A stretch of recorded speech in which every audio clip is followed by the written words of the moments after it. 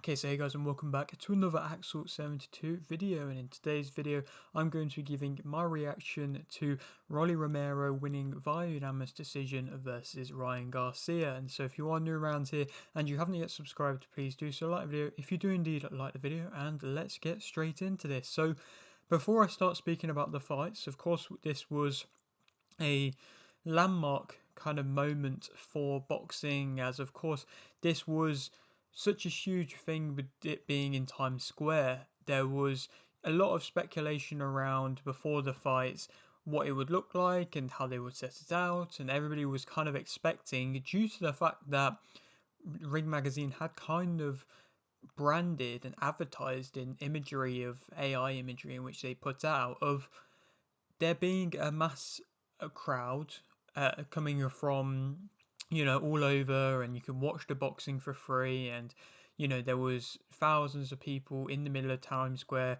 watching the fight for free. But obviously, when you really think about it, is that a safe thing to do?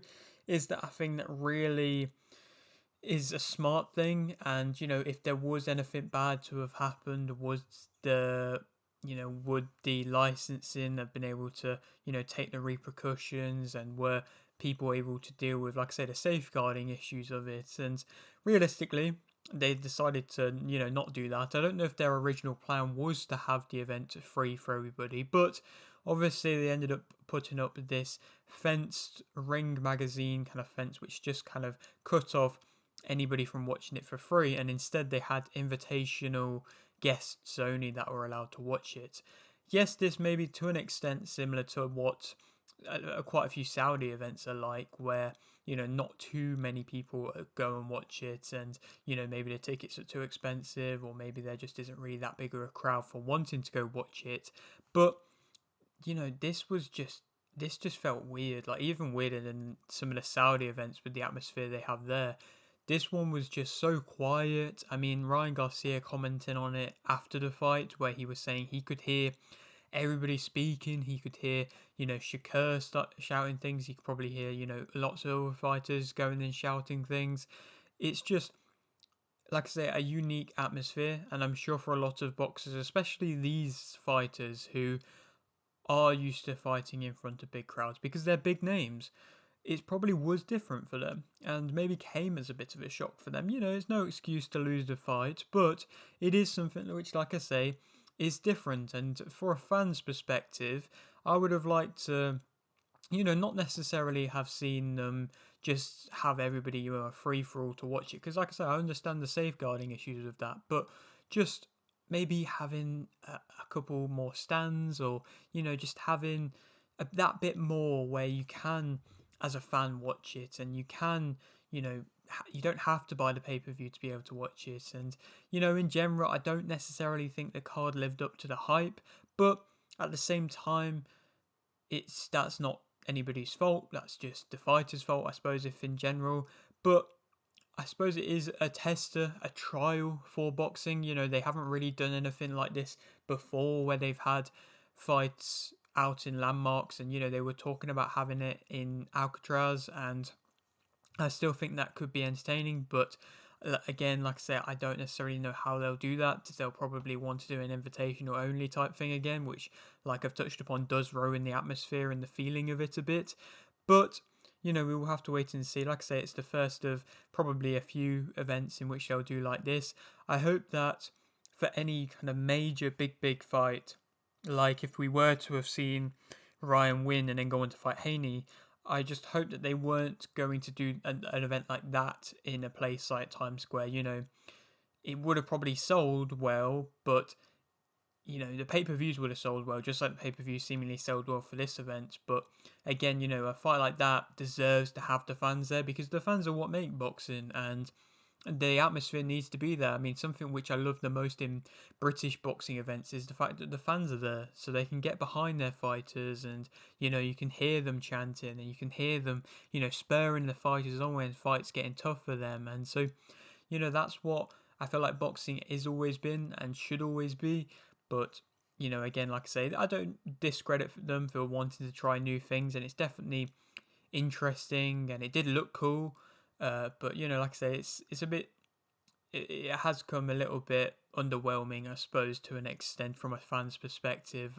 Plus amongst the card not being perhaps the best of cards, even though it does have three big names. And to be fair, if they'd have just had Haney and Ryan Garcia on this card, plus a couple of other lesser kind of known names, then it probably wouldn't have.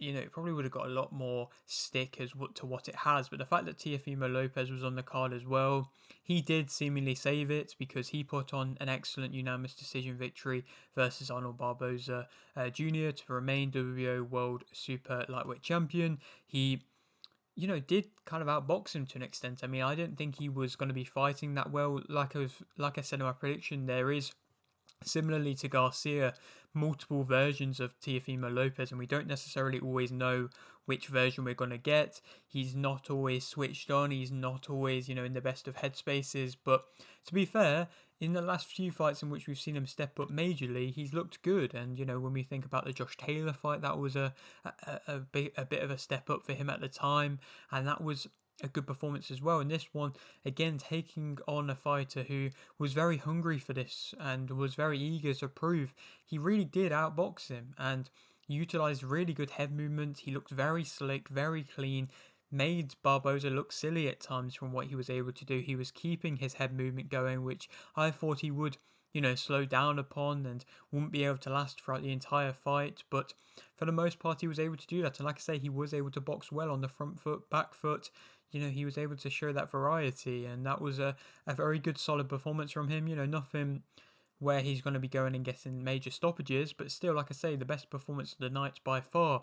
And then, now he's talking about wanting Boots. That could be an excellent fight. Two quite slick fighters up against each other. Like I say, could be a great fight. And, that was rumoured to happen a little while ago. So we might be seeing Teofimo actually move up to the welterweight division. So that would be great. I feel like Boots is finally needing some more, big names and showcase that he can fight at a high level after his performance against Stanionis.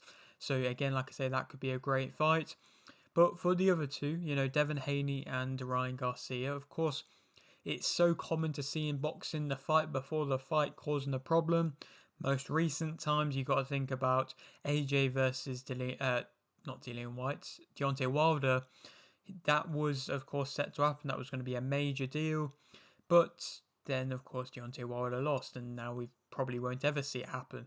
Will we ever see the rematch between Haney and Garcia now? Maybe not. It wouldn't surprise me if not. But Devin Haney didn't put out the best of performances versus Jose Ramirez.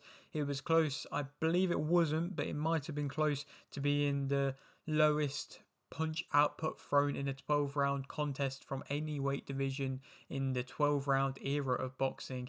Like I say, I might be incorrect. That's just what I heard from the commentary team. So, that is a crazy stat because, Devin Haney was at one point saying he was trying to prove that he didn't have these kind of pillow fists that people were saying that he had. But, I suppose it doesn't necessarily prove that he doesn't have power, but he just wasn't really willing to use it. And I suppose due to the fact of he was coming up into the welterweight division, like I said in my prediction, he was settling in now to this welterweight division. And because of course, everything that happened when he fought Ryan Garcia, he was definitely wary. I think if he fought a welterweight, then perhaps he may have, had more of a problems and things like that. But the fact that he brought Jose Ramirez up to the welterweight division with him, it makes it a bit different. It means that he probably could have gone a bit harder. And, I suppose by the fact that he fought the way he did, just going around the ring the entire fight, he knew that Jose Ramirez wouldn't be able to pin him down. He's never really been the best at pinning any fighters down. Jose Ramirez wants to fight in close, and that's where he has been the best in his career. But I did think that Jose Ramirez's best days were past him, and the fact he just couldn't keep up with the youthfulness of Devin Haney, it did just show. And Devin Haney eventually, like I say, went on to win by unanimous decision, and at least he did his part. I suppose if we were to have seen just last night Devin Haney versus Ryan Garcia instead of, Jose Ramirez and Rolly Romero, then it might have been quite a bad fight, to be completely honest. I mean, Devin Haney probably could have just ran around the ring the entire fight and just beaten Ryan Garcia from that version of what we saw of Ryan Garcia. And like I say, it could have been a very dull, boring fight, and it wouldn't have surprised me if he'd have done something like that. So I don't feel like many people are really too bothered about missing out on the rematch, to be completely honest, from their performances last night, both of them. And so it's a bit of a shame, but I think that era maybe is done unless Ryan can pull something back. I think Devin might go on to fight Boots, but I don't really know. I think, to be honest, he could easily drop back down into the super lightweight division again and probably go on to fight somebody there. Again, like I said, I don't really know who's the best kind of option to go for, but we will have to, of course, wait and see. But of course, the main event, Rolly Romero winning via unanimous decision versus Ryan Garcia to become WBA World Regular Welterweight Champion. Rolly Romero, as well as Ryan Garcia, moved up into the welterweight division as well properly, and Rolly got pulled up to fight Ryan Garcia, and so I think he put on an excellent performance. I feel like he isn't getting the credit that he deserved. When he got the knockdown, it was a nice double hook combination that he threw. And, Ryan often in that first fight versus Devin Haney, especially, he was just continuously going with the big left over and over again. And yes, it was having success because he was following up and putting his whole power into it, and he's fully committing to it. And it felt like he just wasn't having the same kind of snap in it. It felt like he wasn't being as explosive. He didn't have that in him, and he didn't really follow anything else up. I mean, when he was throwing it, especially in the first Devin fight as well, he was coming in off balance. And if Devin wasn't going down from them punches, then he probably could have countered with a nice shot.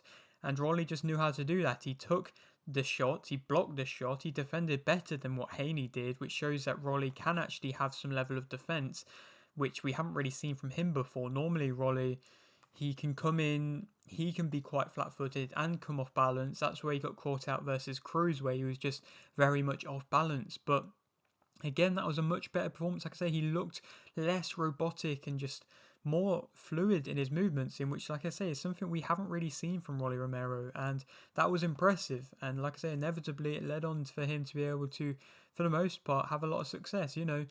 He Ryan did win a few rounds, but didn't really do anything crazy. Again, was just continuously going with the same left. When that wasn't working, he didn't really seemingly have too much of an option. I think he wasn't mentally there, like he said in this post-fight thing. I think he mentally wasn't there. Is that possibly because he wasn't on the steroids and things like that?